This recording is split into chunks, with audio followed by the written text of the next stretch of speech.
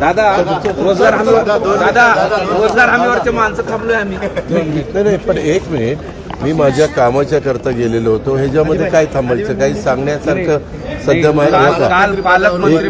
एक मिनिट, मला त्याबद्दल जे काही बोलायचं होतं ते मी भाषणामध्ये बोललेलो आहे त्याच्यावर. आणि दुसरी गोष्ट, पालकमंत्र्यांच्या संदर्भातला सर्वस्वी अधिकार हा मुख्यमंत्र्यांचा असतो. मुख्यमंत्र्यांनी कुणाला पालकमंत्री द्यावं, कुणाचं पालकमंत्री स्टे करावं हा त्यांचा अधिकार आहे. आज ते डावोसला गेलेले आहेत. डावोसवरून आल्यानंतर ते त्याबद्दलचा निर्णय घेतील. तोपर्यंत त्या ज्यांना जाहीर केलेलं होतं तेच तिथं झेंडावंदन करणार आहेत. तशा प्रकारच्या सूचना मुख्यमंत्री महोदयांनी दिलेल्या आहेत. आणि 2 ठिकाणी दिली. त्या 2 ठिकाणी त्यांनी सांगितलं की ज्यांची नावं होती त्यांच्याकडनं झेंडावंदन करा. मी आल्यानंतर त्या संदर्भातली चर्चा करतो. हा सर्वस्वी कुठलं खातं द्यायचं, कुठलं पालकमंत्रीपद द्यायचं, कुठलं त्या ठिकाणी कुणाला मंत्रिमंडळात घ्यायचा, सर्वस्वी अधिकार तोही पत्रकार मित्रांना माहिती आहे की हा मुख्यमंत्र्यांचा असतो.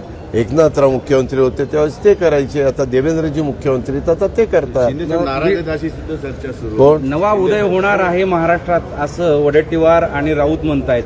कसं उदय सामंत हे आता पक्ष फुटू शकतो थेट त्याचा अर्थ. याला काही अर्थ नाही.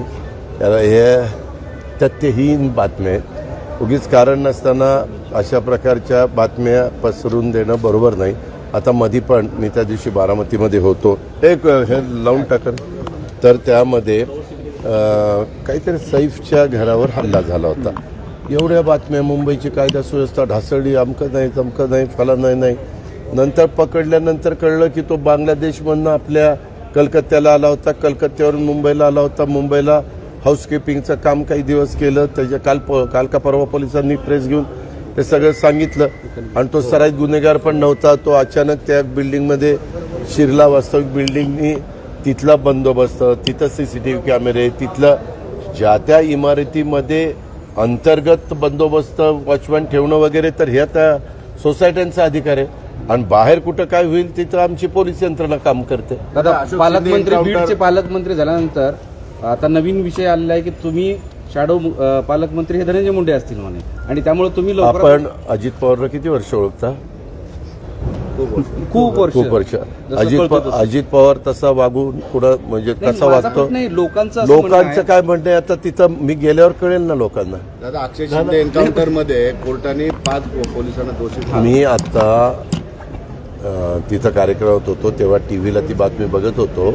मी त्याच्या संदर्भात आता मुंबईला चाललो. मुंबईला गेल्यानंतर होम सचिवांशी आणि बाकीच्या सहकाऱ्यांशी बोलील किंवा काय नक्की झालं. कारण न्यायव्यवस्था ही न्यायव्यवस्था आहे. त्यांनी चौकशी केली, त्यांनी काय केलं तर त्याच्याबद्दल त्यांना जे काही अंतिम चित्र दिसतं ते त्यांचं स्पष्ट करतील. मला त्याबद्दल टीव्हीचंच चॅनलवर पाहिलेलं आहे.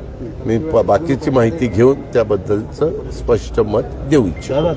बांगलादेशी घुसखोर जो आहे ना त्याचा आपल्याकडे संभाजीनगर पण 10,000 निकाले.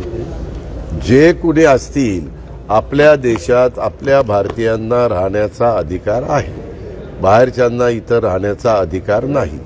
त्याला आपल्या संविधानामध्ये, कायद्यामध्ये, नियमामध्ये स्पष्टता दिलेली आहे. त्या पद्धतीनं सगळ्यांनी वागलं पाहिजे आणि कायदा सुव्यवस्थेची परिस्थिती हाताळली पाहिजे. एबीपी माझा, उघडा डोळे बघा नीट.